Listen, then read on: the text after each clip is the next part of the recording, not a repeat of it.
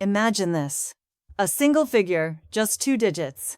And yet, it reveals why Vladimir Putin's assault on Ukraine may be collapsing quicker than anybody in the Kremlin ever thought possible. That figure is 80%. That's the proportion of Russian military assets now being eliminated, not by artillery, not by missiles, not by conventional warplanes, but by drones. Ukraine's drones. Affordable, swift, persistent, and growing at a pace that is creating tremors throughout Russia's entire leadership hierarchy. On January 26th, Ukrainian President Vladimir Zelensky made an announcement that left the globe in stunned silence. He disclosed that Ukraine's unmanned aerial systems are now accountable for the elimination of 80% of all Russian assets neutralized in this conflict. That lone data point captures one of the most significant military revolutions of the 21st century.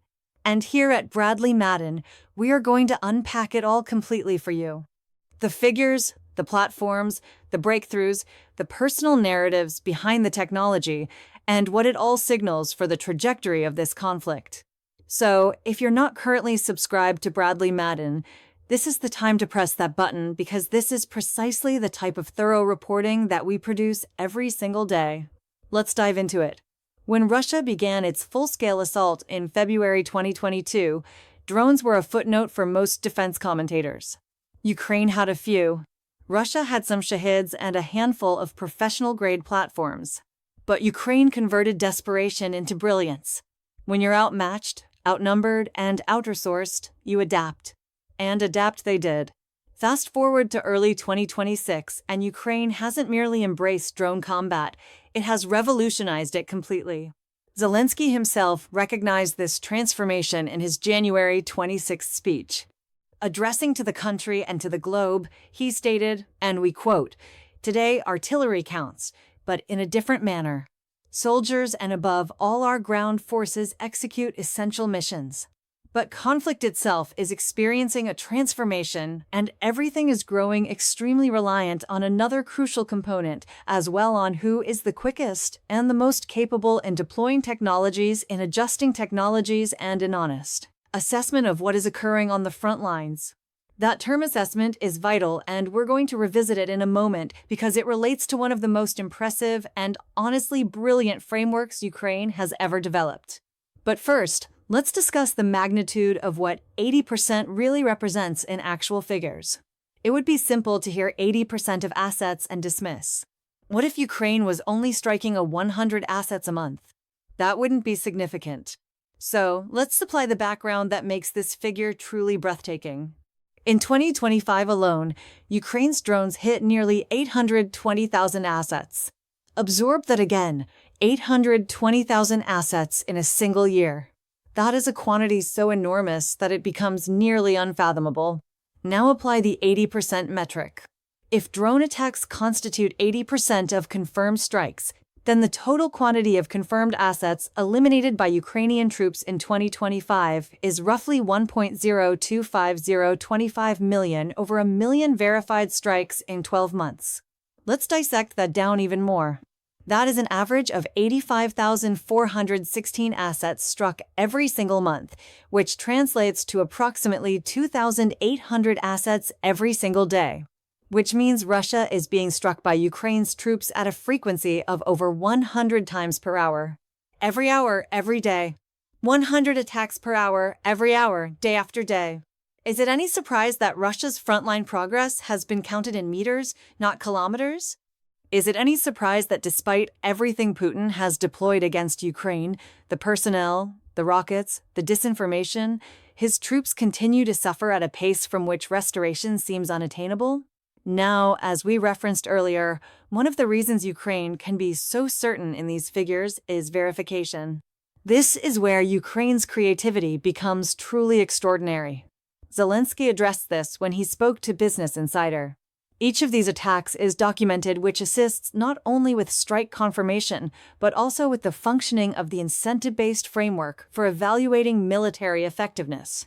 An incentive-based framework for drone eliminations. Welcome to the gamification of contemporary combat. Here's how it functions. Ukraine has developed a scoring mechanism in which its drone pilots receive credits for every validated enemy asset they neutralize. The recording from the drone's first-person view lens, that small camera attached on the nose of the aircraft, serves as undeniable evidence. The elimination is captured, organized, and translated into credits. Those credits can then be redeemed in a remarkable digital storefront called Brave. According to The Guardian, which covered extensively on this framework, Ukraine's Brave 12-1 or Brave 1 system currently features over 100 different drones, autonomous machines, and drone-associated supplies that pilots can acquire using their accumulated credits. As of the newest accounts, there are 1,343 drone variants and configurations accessible on that system. Consider that for a moment. Ukraine has essentially built an Amazon for drone combat where the currency is enemy eliminations, and it's succeeding. The framework has expanded explosively. Mikhailo Fedorov, who was then Ukraine's first deputy prime minister and who has since risen to Ukraine's new defense minister, an elevation that reveals everything about how pivotal this approach has grown, described in November that what began with 95 participating drone squads had expanded to 400 squads. There's even a scoreboard. Ukraine's drone pilots are vying with each other to accumulate credits, to ascend the standings, and to outfit themselves with superior equipment to inflict even more destruction. As Fedorov stated it directly, it's become genuinely favored among squads. All the armed services recognize this, and there's rivalry for the credits for obtaining these drones, electronic warfare equipment, and other resources to support them in combat operations. The more soldiers you neutralize, the more drones you receive to neutralize more soldiers. This is developing into a kind of self-perpetuating loop. A self-perpetuating loop. That expression from the individual now directing Ukraine's complete defense apparatus is arguably the most significant statement you'll encounter in today's video because it clarifies why Russia's predicament is not merely challenging, it's worsening in a fashion that multiplies on itself month after month. Before we continue, if you're finding this reporting worthwhile, this is precisely what we produce at Bradley Madden. We examine the most significant developments in international defense and distill them into content you can grasp and distribute. If you haven't subscribed yet, press that button now and activate notifications so you don't overlook a single report. Now, let's examine the human toll of this drone conflict for Russia. Figures like 820,000 assets can seem intangible. So, let's focus on something more tangible. Individuals, specifically the Russian combatants who are bearing the burden for Putin's territorial ambitions. Zelensky disclosed in early January that Ukraine's drone elimination totals for the closing quarter of 2025 revealed a pattern of increasing destruction. In October, Ukraine's drone pilots neutralized 26,000 Russian combatants. In November, that total rose to 30,000. In December, it hit a shocking 35,000 verified eliminations in a single month. Reflect on what that indicates. In just 3 months, October, November, December of 2025, Ukraine's drones eliminated roughly 91,000 Russian personnel.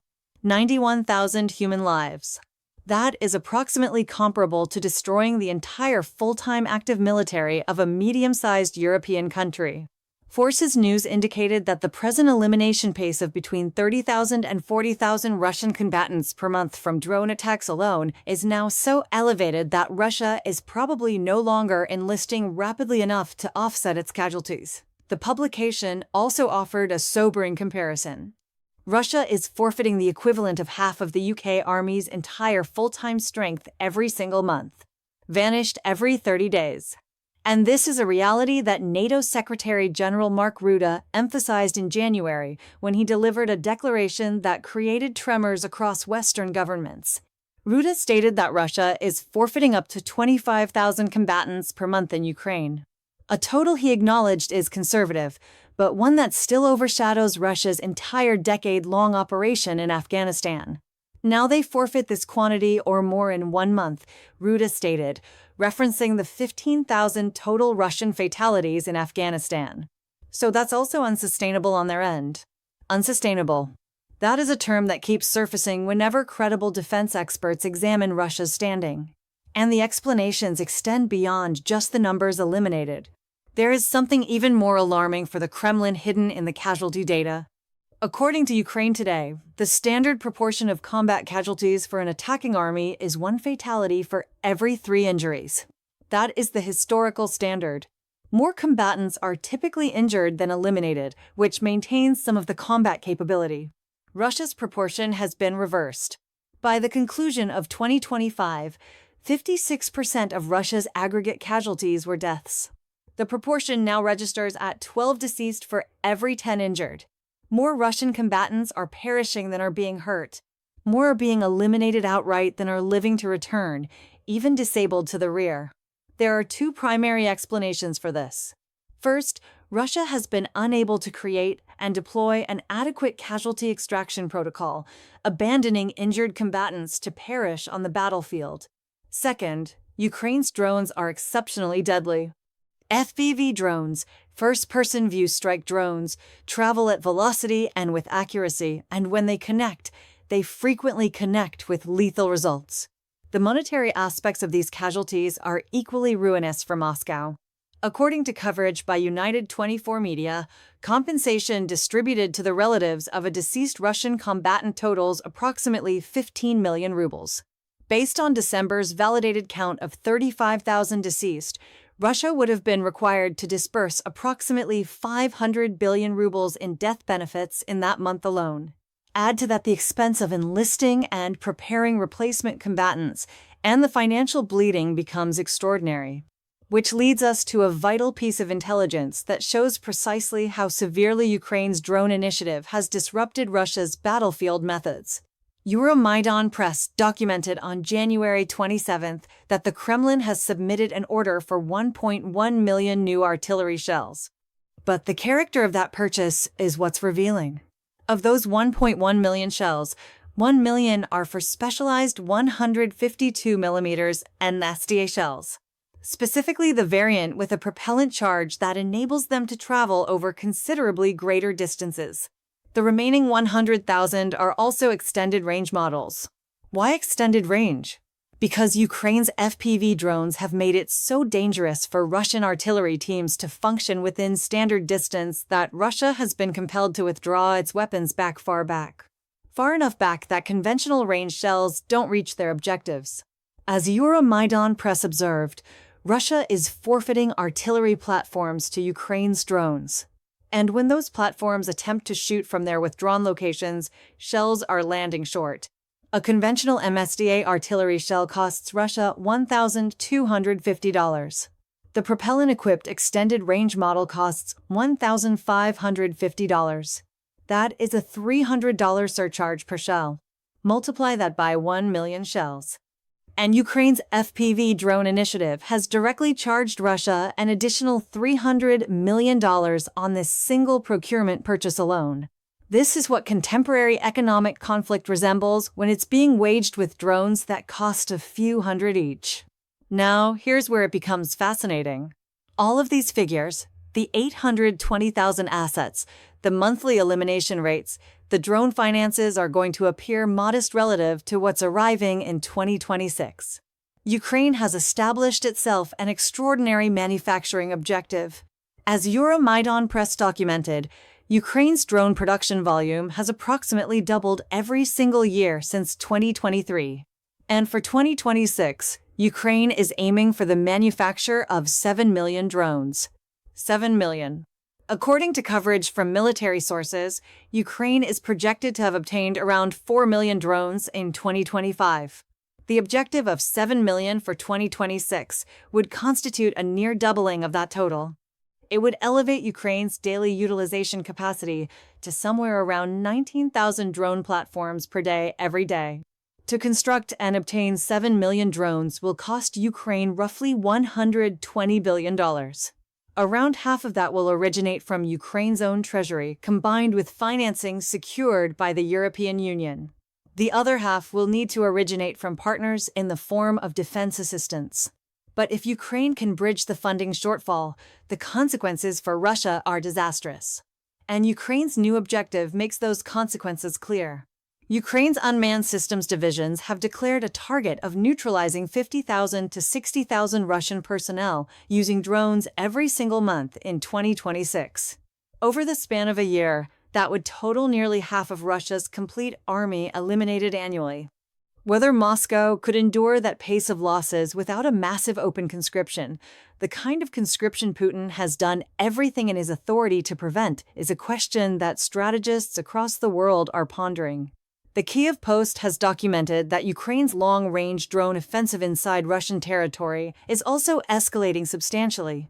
In November and December 2025, Ukraine was executing an average of 2 long-range drone attacks against objectives inside Russia every single day, with drones traveling thousands of kilometers to strike objectives as far away as the Caspian Sea and western Siberia.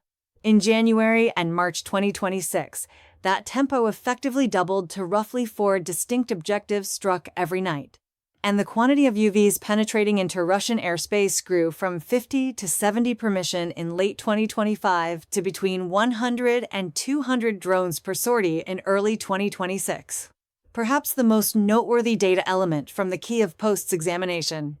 For the first time in this conflict during March 2026, the quantity of long-range drones Ukraine dispatched at Russia was approximately equivalent to, and on certain nights, surpassed the quantity of long-range drones Russia dispatched at Ukraine.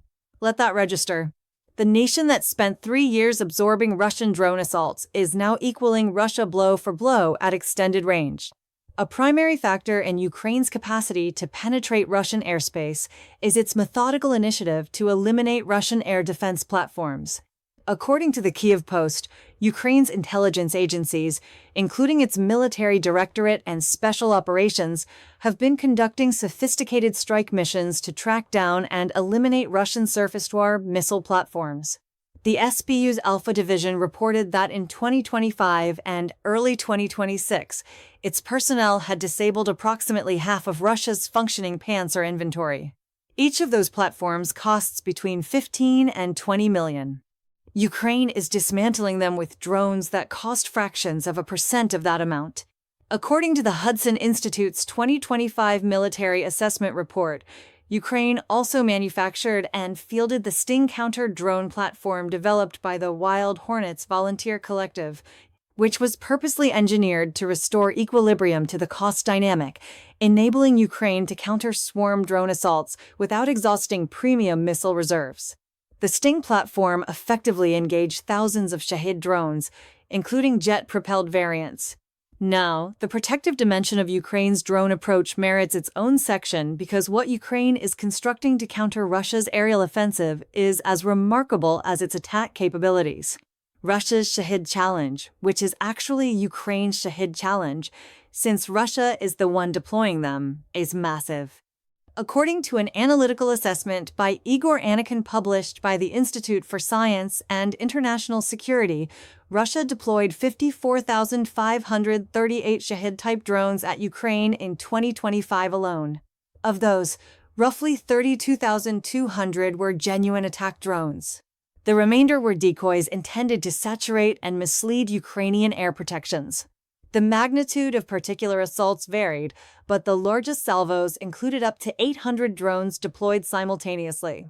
The Hudson Institute validated that in the latter half of 2025 alone, Russia was deploying over 5,000 Shahed-type drones per month at Ukrainian municipalities and essential facilities, double its 2024 operational frequency.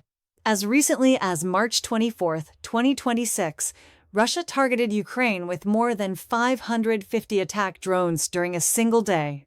Over a 24-hour span that day, the adversary utilized nearly 1,000 attack drones in total, including Shahids, Gerbers, and other variants, according to live coverage from Ukrainian outlets.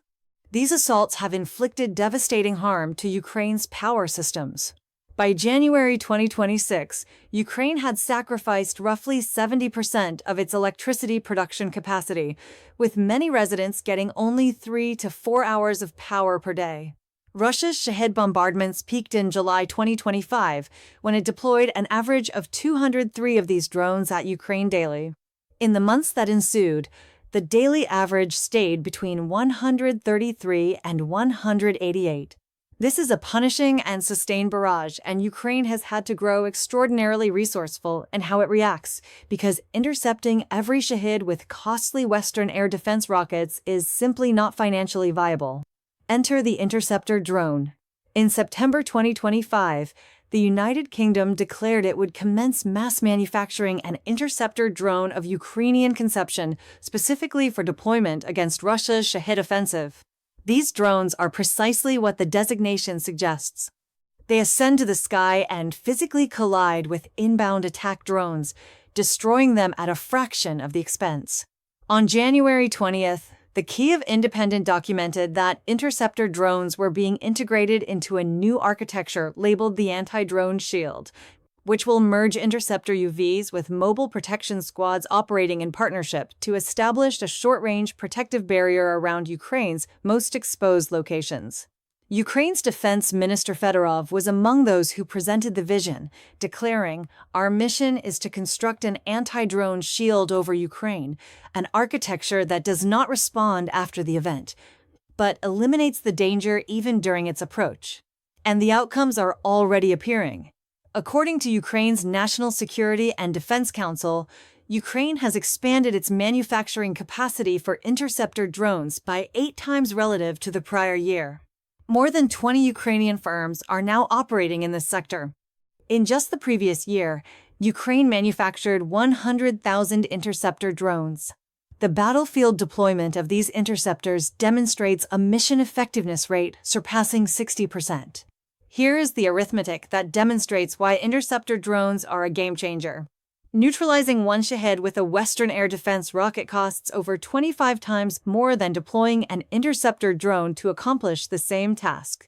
Ukraine cannot maintain a one-for-one rocket exchange with Russia permanently, but it can maintain a drone-for-drone exchange, and that alters everything about how Ukraine safeguards its cities and infrastructure.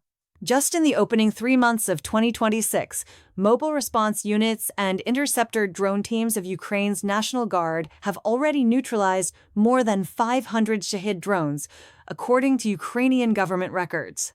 If we incorporate these protective intercepts toward Ukraine's 2026 figures and merge them with the attack elimination objectives of 50,000 to 60,000 Russian personnel per month, the conclusion becomes inescapable. 1 million or more Russian assets could be neutralized by Ukraine's drones in 2026. Not as a wish, not as an illusion, as a credible operational forecast. Now, let's step back and examine the strategic landscape that all of these figures are illustrating. We discussed the gamification of combat, the scoring mechanism, the scoreboard, the Brave One storefront, but there's a more fundamental reality embedded in that creativity. Ukraine isn't merely constructing drones.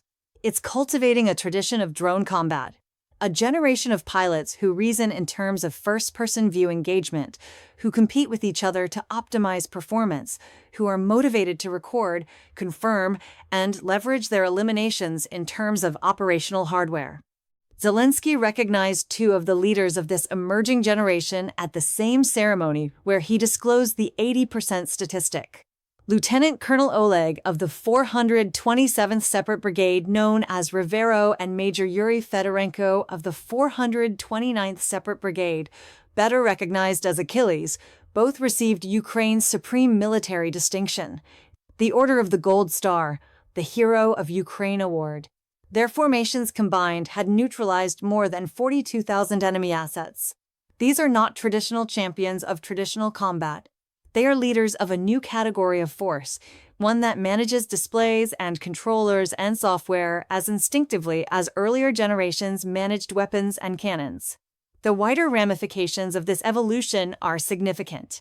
According to worldwide statistics released by the Center for Civilians in Conflict, drone operations in conflict environments surged by 4,000% between 2020 and 2024. They more than quadrupled in a single year from an estimated 4,250 operations in 2023 to nearly 20,000 in 2024. And with Ukraine alone pursuing 7 million drone platforms in 2026, the growth in drone combat is not decelerating. It is intensifying at a velocity that makes the whole notion of traditional ground combat appear progressively outdated. What occurs for Russia in this context? It confronts a decision with no favorable paths. It can attempt to outmanufacture Ukraine in drones. But Ukraine has Western expertise, Western financial structures, and the creative momentum of a country struggling for existence. According to Hudson Institute research, Russia's drone hub, identified as Rubicon, which oversees drone advancement and fielding, is a capable entity, but it functions in a setting of sanctions, limited technology exchanges, and a talent exodus that has seen hundreds of thousands of Russia's finest technical professionals depart the nation since 2022. It can attempt to secure personnel to compensate for its casualties.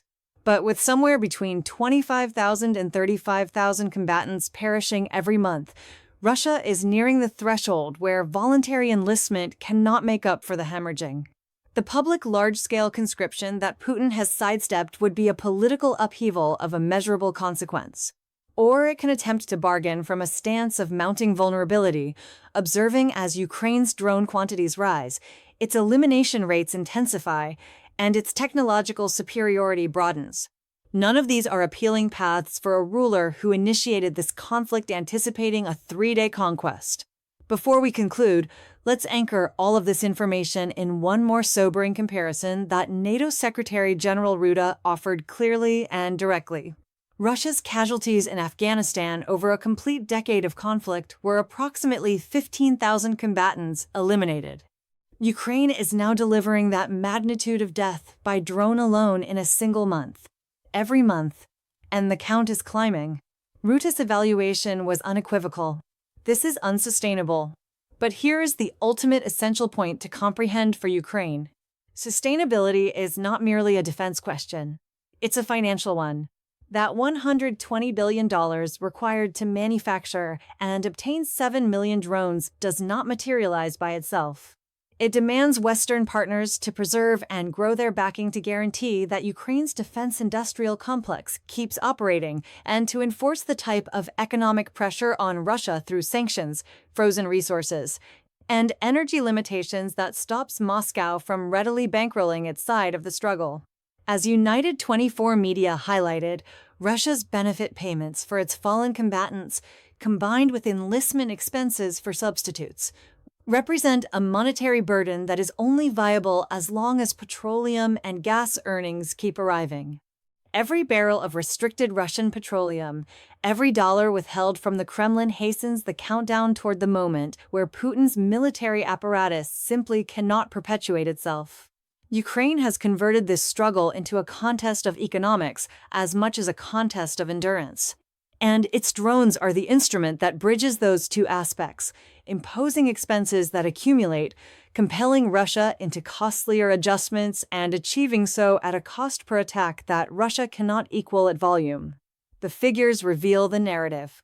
There is already more to explore on Ukraine's long-range deep attack methodology, which has been causing devastation inside Russian territory and which displays no indications of subsiding. So, make sure you're subscribed to Bradley Madden to remain current on all of it. Press the notification bell so you never overlook an analysis. And if you found today's examination worthwhile, share it because this is the type of report the world deserves to comprehend. Thanks for watching.